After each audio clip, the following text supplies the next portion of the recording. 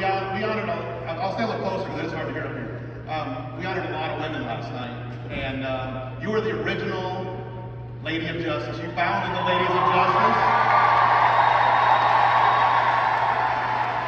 You were the first one in the company that got together with Mr. and Mrs. Stonecipher and started the Ladies of Justice. I just thought maybe you want to comment on how it's evolved and just what you see out of the women in legal shield today.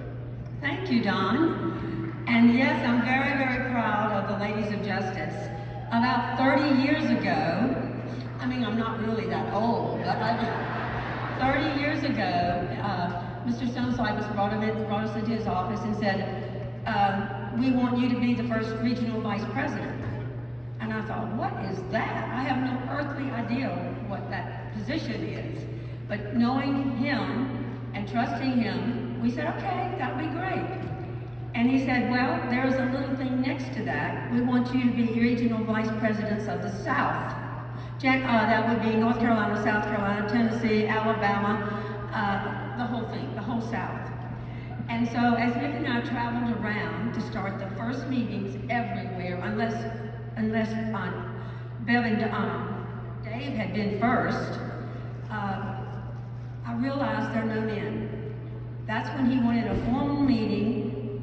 No women, I'm sorry. And that's when Mr. Stonecipher wanted formality. All the men wore dark suits, red ties, bald heads, and that's all you saw when you looked in.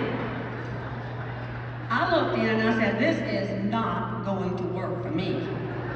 So I would go out where they were signing their names, bringing everybody in. And I said, are you going in for the meeting? No, our job is just to sit out here and sign people in. And I thought, this is not going to work for me.